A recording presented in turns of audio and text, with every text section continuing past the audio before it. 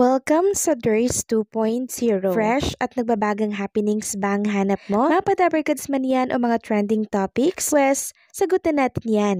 Kaya naman isubscribe nyo na ang ating channel para sa mga nagbabagang balita everyday. So ayun, welcome back again sa ating YouTube channel mga kadabarkads, and for today's video nga pag-uusapan natin ay tungkol pa din sa mga ganap sa loob at sa labas po ng Itbulaga. First topic natin, anak po ni Tito Soto at Helen Gamboa nagdiwang ng kanyang kaarawan, kasama po ang pamilya at tumalo sina Bossing Vic Soto, Maru at Pal Soto, kasama po ang kanilang mga pamilya. So kahapon po yan naganap, January 19, 2025, dito po sa restaurant sa Rominas. So nag-dinner po ang Soto family para po sa espesyal na araw kahapon. So happy birthday po dito kay Apple. Samantalang pag-usapan naman natin ang tungkol dito sa inilabas na naman po ng isang direktor sa kabila po ng gag order, patuloy pa rin po siyang nagpo-post sa kanyang Facebook account. Tungkol ito sa isang personalidad na kung saan ay tinuturo niyang close dito po kay Pepsi Paloma. Walang iba kundi po si Charito Solis. And after po natin pag-usapan ng tungkol dito, meron tayong babasahin na isang article na kung saan merong humingi po ng tawad dito kay Bossing Vic Soto dahil nagamit sila sa sinasabing Big R dito po kay Pepsi Paloma. Kaya sana naman po itapusin ninyo ang update natin kasi mainit-init pa po ito, kakita ko lamang po ng article na to mga kadabarkads.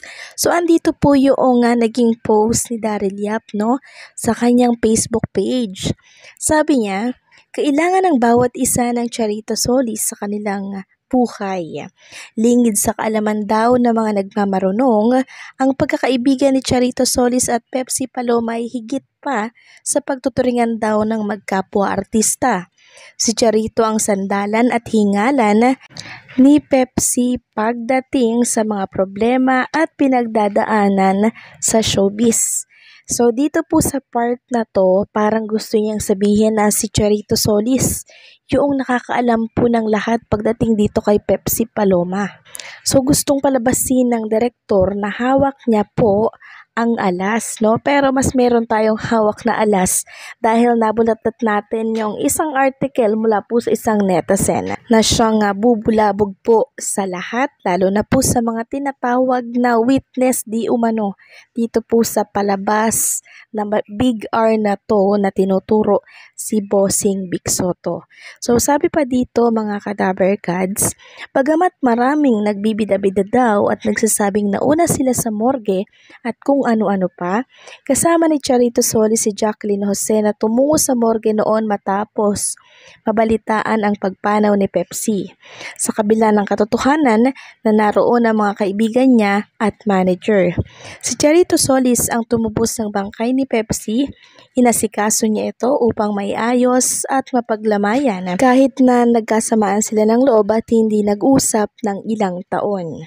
So napansin ko lang po dito sa nakasulat dito po sa post ni Daryl Yap na yung si Charito Solis daw yung tumubos po ng bangkay nitong si Pepsi Paloma. So nasaan yung magulang niya ng panahong yon? Magulang at kapatid ni Pepsi Paloma na piniplex ng direktor na to nung nakaraan, di ba, nagagamitin po sa kanyang movie. Ibig sabihin lamang nito, yung mga magulang po na yan at mga kapatid, wala rin niyang alam sa nangyari na katotohanan kay Pepsi Paloma. Kasi maging sa pagtubos po ng bangkay, hindi ko makita kung present pa yung kanyang magulang kasi mga kaibigan po ang nagtubos dito.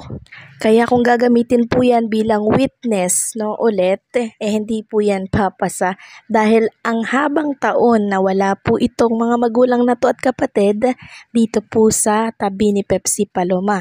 Sabi pa dito, kailangan natin ng Charito Solis sa ating buhay, hindi man laging nakakasama, hindi maingay, nakakatampuhan man, hindi kay iwan hanggang sa dulo. Tapos sa post na to ni Daryl Yap, meron pong kalakip na old picture ata ito ni Pepsi at Charito Solis, no?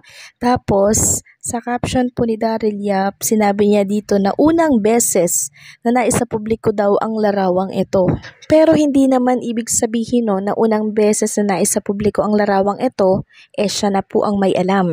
Siya na ang mahusay. Dahil maging itong direktor na to ay hindi pa po tao nang nangyari ang tungkol dito kay Pepsi Paloma.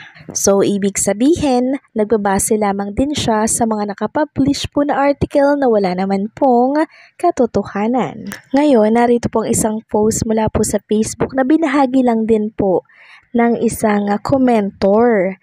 Sabi dito, pakibasa ang ilang bahagi na ito mula sa article ni Mr. Butch Francisco sa Daily Tribune kahapon January 18. Sabi dito, pagpapatawad at pagpapawalang sala. Noong 2002, inalok ako na isulat ang Itbulaga book bilang pagunita sa kanilang silver anniversary noong 2004. Ang unang tanong ko kay Tony Tobiera ay tungkol sa insidente ni Pepsi Paloma. Ano ang gagawin natin tungkol dito?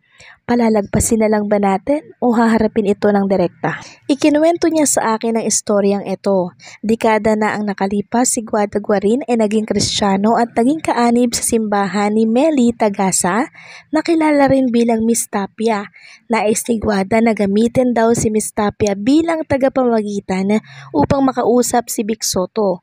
Gusto niyang humingi ng tawad kay Vic dahil sa kanyang partisipasyon sa peneke o manang kaso ng pang kay Pepsi Paloma. So yan po, nais pong humingi ng sorry nitong si Guada, no?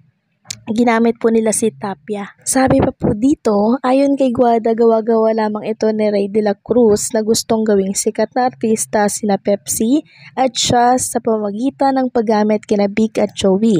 Kaya maaari ba siyang makipag-usap kay Vic upang personal na humingi ng tawad? Agad na ipinarating ni Miss Tapia ang mensahe kay Vic. Ang tugon niya, nakapag-move on na siya. So, ngayon ko lang po nalaman mga Cadaver Cards na itong si Guada Guarin po pala'y humingi ng tawad kay Bossing Vic Soto at ginamit niya po itong si Miss Tapia. And nang iparating po ito ni Miss Tapia kay Bossing Vic Soto, matipid po ang naging restback ni Bossing Vic Soto kundi nakapag-move on na daw po siya.